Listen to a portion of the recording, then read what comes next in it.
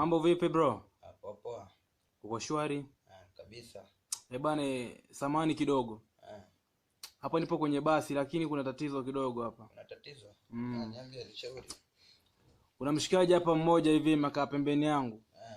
Huyu jamaa ana complain sana kuhusu kwamba eti gari lina joto kweli. Lina joto? Hivi bana, kwa mfano ungekuwa ndani ya hilo gari. Ungemshauri afanye nini?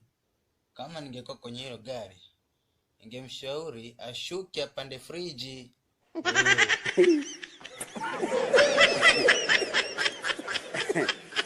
Aha.